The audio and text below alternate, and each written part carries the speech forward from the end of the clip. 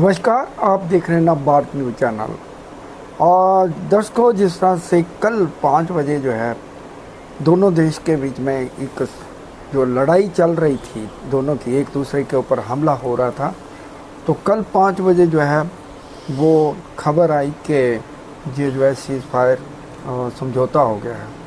लेकिन उसके बावजूद भी रात को काफ़ी समय तक जो है गोलाबारी पाकिस्तान की तरफ से बॉर्डर पर होती रही। श्रीनगर की बात करें, उड़ी की बात करें तो काफ़ी भयानक गोलाबारी हुई, जिससे बहुत सारी क्षति हुई। इसी मुद्दे को लेकर जिस सीज़ फायर समझौते के ऊपर जो हुआ है उसके ऊपर हम बातचीत करेंगे। हमारे साथ अरविंदर शर्मा जी हैं, वरिष्ठ कांग्रेस के नेता और एक्स MLC, उनसे बातचीत करें। पहले तो शर्मा साहब, आपका बहुत बहुत स्वागत है। धन्यवाद जी। शर्मा साहब, ये जो कल जो है एक समझौता हुआ है, सीज़ फायर हुआ है, लंबे समय 2-3 दिन, जो 7 तारीख को ये जो है ऑपरेशन संदूर के नाम पे जो एक्शन हुआ था, उसके बाद पाकिस्तान ने इसका रिएक्शन दिया और बहुत सारी कैजुअलिटी हुई, बहुत सारा नुकसान हुआ। क्या कहेंगे इसके ऊपर आप?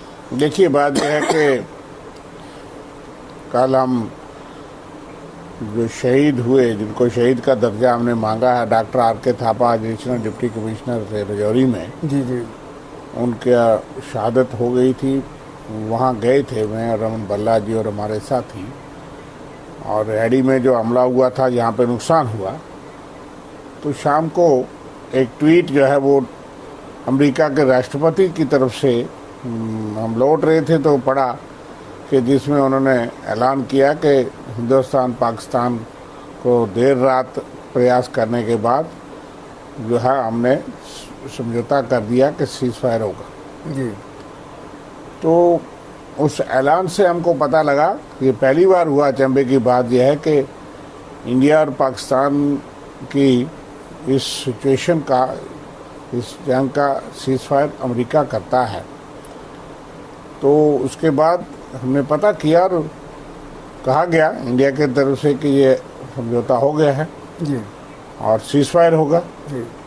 लेकिन उसके एक ही घंटे के बाद जो है वो सीज़ फायर की उल्लंघना ज़ोरदार तरीके से हुई, जिसमें अखनूर सेक्टर, सुंदरबनी, नौशहरा सेक्टर और जौहरी पुंछ से, फिर उसके बाद ड्रोन और मिसाइल वो भी देखे गए। जम्मू इवन शहर में भी कुछ आवाज़ें आई, श्रीनगर में और कश्मीर तक जी।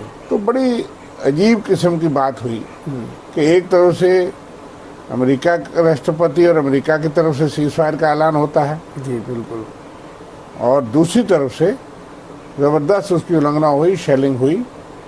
और उस शेलिंग में हमारे 2 जवान भी शहीद हुए, एक सब इंस्पेक्टर मोहम्मद इम्तियाज़ आरसपुरा में और एक हिमाचल के सूबेदार मेजर पवन कुमार कृष्णा घाटी में शहीद हुए। जी। लोग जो है वो लौट रहे थे, जो शेल्टर कैंप में, रिफ्यूजी कैंप में, यहाँ पे जिनको ठहराया गया था, और आसपास के लोगों ने कहा कि सीज़ फायर हो गया। और यकायक उसके बाद स्थिति फिर बिगड़ी और उन लोगों को भागना पड़ा। सब जो है वो ब्लैकआउट हुआ सब लोगों ने। तो एक तो ये चीज़ समझ नहीं आई, जान और माल के राहत ज़रूर हुई कि नुकसान रुक जाएगा, लेकिन कल वो चलता रहा रात तक, ये हमने देखा। और इन दिनों में हमारी सेना ने, हमारे आर्म फोर्सेस ने, थल सेना, वायु सेना, जल सेना, उन्होंने मिल के जो बेहतरीन काम किया, बहादुरी का काम किया, उनको सल्यूट है जी बिल्कुल। उसका कोई मुकाबला नहीं। सेना ने, हमारी आर्म फोर्सेस ने एक बार फिर दिखाया कि कितनी बहादुर, कितनी सक्षम, कितनी कैपेबल, कितनी प्रोफेशनल हमारी सेनाएं हैं। और उन्होंने जो ऑपरेशन सिंदूर जिसको नाम दिया गया, वो बड़े कामयाब तरीके से, बहादुरी से उन्होंने टेररिस्ट कैंप को अटैक किया। और यहाँ भी जो हमले हुए, जम्मू के अंदर भी लोगों ने पहली बार महसूस किया, रेहड़ी के अंदर कुछ नुकसान हुआ, कुछ लोग ज़ख्मी हुए।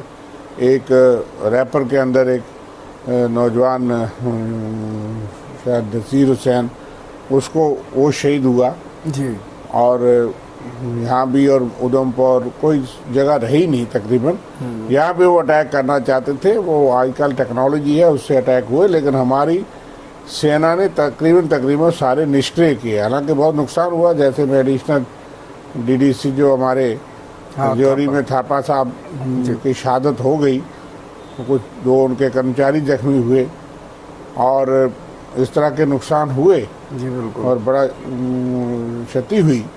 लेकर जोरी पुंछ के अंदर, खास करके पुंछ जेल के अंदर पहले दिन ही, जिस दिन ऑपरेशन हुआ उसका पहली रिटेलिएशन वहाँ के और उड़ी कुपवाड़ा तक नुकसान हुआ और काफ़ी लोग हमारे उनकी जानें चली गई, शहीद हो गए। बहुत से लोग ज़ख्मी हैं। बहुत से लोगों ने घरों से आसपास शेल्टर लिया, जी बिल्कुल। उनके मकानात और बाकी नुकसान हुए। बहुत से लोग जम्मू भी निकल आए, कोई हिमाचल भी चले गए जी बिल्कुल। और लोग तैयार थे जी कि अब पूरा देश एकजुट था जी बिल्कुल। कि जो भी सरकार के साथ खड़ा था, जी सारी पार्टी, कांग्रेस पार्टी ने पहले दिन से ऐलान कर दिया कि इस वक्त कोई सवालात नहीं।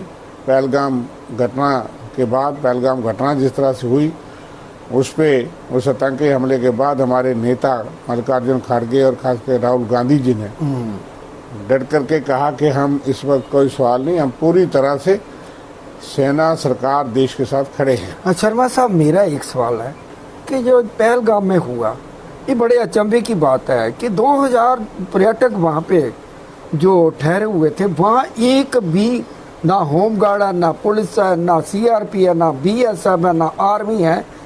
तो ये जिस तरह से ये कश्मीर, यहाँ पे 5 लाख फौज जो है मिलके पुलिस, सीआरपीएफ, बीएसएफ और आर्मी जो है वहाँ सक्रिय थी, उसके बावजूद इतनी बड़ी घटना, इसके ऊपर एक सवालिया निशान होता है। ये बात यह है कि हमारी पार्टी का आदेश था, हमारे नेतृत्व का आदेश था कि ये सवाल जो है अभी नहीं सवाल तो बनता है ना, नहीं करना, लेकिन डिफेंस एक्सपर्ट्स ने, बड़े लोगों ने इस बात को पूछा है, उस वक्त भी पूछा, उसके बाद भी जो चर्चा और विश्लेषण हुआ और बहुत से लोगों ने, हमने मध्यम आवाज में ये बात कही। लेकिन उस वक्त चूंकि हम एक युद्ध की तैयारी में, प्रधानमंत्री जी ने कहा और देश, हमने ऑल पार्टी मीटिंग की मांग की, वो ऑल पार्टी मीटिंग हुई, लेकिन प्रधानमंत्री 2 बार उस ऑल पार्टी मीटिंग में नहीं आए। राहुल गांधी अमेरिका का दौरा छोड़ के वापस आए, वर्किंग कमेटी की मीटिंग की और एक स्वर में कह दिया कि हम इस वक्त, ये हमला है देश पे और इसके विरुद्ध हम आपके साथ हैं, सवाल नहीं करेंगे। शर्मा साहब, लेकिन प्रधानमंत्री जी नहीं आए, वो बिहार चले गए। जी बिल्कुल। दूसरी बार भी ऑल पार्टी मीटिंग में वहाँ पे भी अब प्रधानमंत्री जी ही ना, हम नहीं जानते। इसीलिए कांग्रेस ने मांग की है कि अब युद्ध विराम हो गया। अब विस्तृत जानकारी देना सरकार को, देश को और सियासी पार्टियों तमाम को, जो एक स्वर में खड़ी हुई, प्रधानमंत्री जी और देश की सरकार का काम है। ऑल पार्टी मीटिंग वो इनवाइट करें, उसमें खुद चेयर करें, इस बार तो आए और उसके बाद देश को बताएं और संसद का स्तर हो, स्पेशल सेशन हो, उस सत्र में ये सारी चीजें चर्चा हो कि कहाँ कमी रही, कहाँ हमने उपलब्धि की। सेना को भी सल्यूट करना चाहिए, जो लोग हमारे शहीद हुए उनको भी देश को सल्यूट करना चाहिए, नमन करना चाहिए, जो इस जंग में शहीद हो गए। मेरा एक सवाल है कि जब ये हफ्ता भर पहले अलर्ट करते रहे क्या हमने सर्जिकल स्ट्राइक करनी है, हमने जो आतंकवादियों के कैंप जो है तबाह करने हैं, हमने लॉन्चिंग पैड जो है वहाँ पे उनको तबाह करना, तो ये किस तरह का ये ऑपरेशन संदूर था कि ये तो पहले अलर्ट कर दिया था पाकिस्तान के मन में कई सवालात हैं, जैसे आप पूछ रहे, मैं कोई जवाब नहीं दूंगा फिलहाल जी। इसीलिए ऑल पार्टी मीटिंग के लिए और स्पेशल सेशन के लिए कहा गया। अब युद्ध विराम हुआ, किन शर्तों पे हुआ, कैसे हुआ, कैसे अमेरिका ने उसका ऐलान किया, क्योंकि हमने कभी इसको इंटरनेशनल मसला, द्विपक्षीय मसले के बाद माना नहीं, पहली बार किसी की इंटरफेरेंस मानी नहीं। शिमला एग्रीमेंट ने, इंदिरा गांधी ने उनके हाथ में दस्तखत कटा के ले लिए थे कि अब ये मामला द्विपक्षीय है, कोई भी मसला है वो इंटरनेशनल फोरम पे उठा नहीं। इसलिए तो पाकिस्तान हर बार उठाता रहा और वहाँ ये तर्क देते रहे कि इन्होंने लिख के दिया है, ट्रीटी है, संधि है, बिल्कुल, इसलिए ये उठा नहीं सकते जी। और 93,000 फौज को सरेंडर करा करके, देश के 2 टुकड़े करके, इंदिरा गांधी ने अमेरिका को ये संकेत देके कि 7वां बेड़ा हो, 17वां बेड़ा हो, हम नहीं मानते, हम जो करना चाहते हैं वो करके रहेंगे। और आपको याद होगा कि 15 दिसंबर 1971 को उन्होंने अमेरिका के राष्ट्रपति को चिट्ठी लिखी जी कि वो वक्त चला गया जब 3000-4000 किलोमीटर दूर बैठा हुआ कोई देश हमको डिक्टेट कर सकता है, अपने रंग, बिल्कुल। गोरे रंग के बुनियाद पे हमको दबा सकता है। अब हमारी रीढ़ की हड्डी मजबूत है और हम इतनी विल पावर रिसोर्सेज रखते हैं कि हम अपना फैसला हम जो करना चाहते हैं करके रहेंगे। उस वक्त देश और सेना शायद इतने हथियारबंद, इतने सक्षम नहीं थी, नहीं सही नहीं। लेकिन आज तो हम उसकी वक्त उसके बाद उन्होंने एटम बम का जो टेस्ट किया इंदिरा गांधी ने, बिल्कुल देश में न्यूक्लियर बम बनाया गया, न्यूक्लियर पावर ली और उसका प्रयोग बाद में हुआ। नरसिम्हा राव की सरकार चली गई, यही राष्ट्रपति अब्दुल कलाम थे जिन्होंने तैयार कर रखा था। नरसिम्हा राव जी ने उनको कुछ समय मांगा था कि आप तैयार कर लीजिए, जी बिल्कुल। और उसके बाद वाजपेयी जी के टाइम में हुआ। देश की मजबूती में कोई पार्टी नहीं, जी जी हम उसमें एक हैं, जी बिल्कुल। लेकिन आप सियासत करें। मैंने कल एक को मैंने कहा, उन्होंने ऑफिशियल हैंडल पे प्रधानमंत्री मोदी जी का फोटो लगाकर ये लिखा कि नहीं ये यूपीए गवर्नमेंट नहीं है, ठीक है, इस तरह के तंज वो करते रहे। जी बिल्कुल। लेकिन हमको अभी तक भी आदेश था, हमने सिर्फ ये कहा पार्टी मीटिंग, और मैंने कहा भाई अभी जंग जारी है, जी बिल्कुल। थोड़ा सब्र कर लो, सियासत बाद में खेल लेना, जी लेकिन ये वो करें तो जायज, दूसरा आ भी पड़े तो हो जाए बदनाम।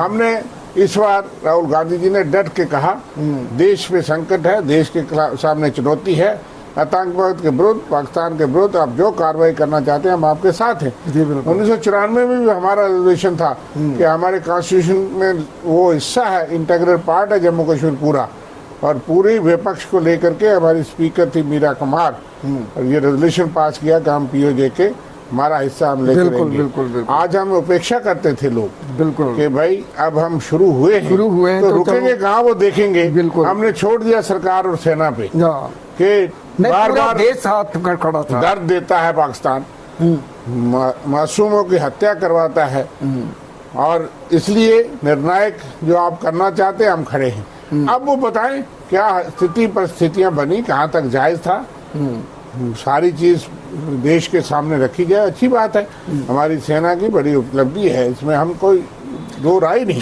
शर्मा साहब एक सवाल है कि बीजेपी कहती है कि मोदी जी विश्व गुरु है। हाल ही में जिस तरह से IMF को के द्वारा पाकिस्तान को एक फंड दिया गया और मोदी ने इसका रिएक्शन किया कि इसको फंड ना दिया जाए आतंकवाद गतिविधियों के बीच में। देखिए बिल्कुल वो दुरुस्त बात है, तो उसको फंड दिया गया, सभी देश उनके साथ है खड़े। वहाँ भी अमेरिका के बगैर तो पैसा नहीं मिल सकता था। जी जी उसको बेल आउट मिला 1.3 बिलियन डॉलर का। पाकिस्तान जो आतंकवाद को बढ़ावा देता है, जो आतंकवाद की फैक्ट्री है, और इस वक्त जब उसने हमला किया पहलगाम में करवाया, उस वक्त उसको IMF का इतना बड़ा मदद मिलना, इस पे भारत ने सख्त प्रतिक्रिया, जब वहाँ क्या स्टैंड लिया वो बताएं देश को। कई मीडिया चैनल से आता है कि वहाँ वोट ही नहीं दिया, जो नेगेटिव जो उनके खिलाफ वोट होता, हमारा पक्ष होना चाहिए था कि क्यों इस वक्त आप आतंकवाद से एक बार ग्रस्त है। एक तरफ तो विश्व आतंकवाद के विरुद्ध जंग लड़ने के लिए एकजुटता की बात करता है, दूसरा एक वो रोग स्टेट, वो टेररिस्ट स्टेट जिसको के देश जो है टेररिज्म को बढ़ावा देता है, उसको इतनी बड़ी इमदाद की जाती है जब हम युद्ध के कगार पे खड़े थे। जी बिल्कुल। और उधर से हमें समर्थन देते हैं, और कुछ मुल्कों ने तुर्की वगैरह उन्होंने उसका समर्थन दिया, हथियार भी सप्लाई किए, नहीं तो पाकिस्तान तो 2 दिन में जंग लड़ सकता था, जो हमारे एस्टिमेट थे कि उसके बाद इतना गोला बारूद नहीं था। और आज जो देखा हमारे फोर्सेज ने सबको निष्क्रिय किया, इसमें कोई शक नहीं, लेकिन उसके साथ साथ जो चुनौतियां हैं वो देश के सामने रखनी चाहिए, स्पष्ट रखनी चाहिए। इसीलिए हम अभी कोई प्रेशर नहीं, लेकिन एक जरूर है कि ना तो हम मध्यस्थता को, भारत का स्टैंड रहा 75 साल से। बिल्कुल बिल्कुल सर। अमेरिका ने कहा हजारों साल की जंग है, हिंदुस्तान पाकिस्तान की, पाकिस्तान आया कब वजूद में, वो तो 47 में अंग्रेजों ने वजूद में किया, बिल्कुल, तो कहाँ हजारों साल की जंग है। जी। लेकिन दूसरी बात यह है कि अमेरिका कौन होता है डिक्टेट करने वाला, जी बिल्कुल, और वो सीज फायर का ऐलान भी वहां से हो, पाकिस्तान पे दबाव बनाते, बाकी मुल्क बनाते, वो अलग बात है, लेकिन ऐलान का तक भी हम नहीं कर पाए।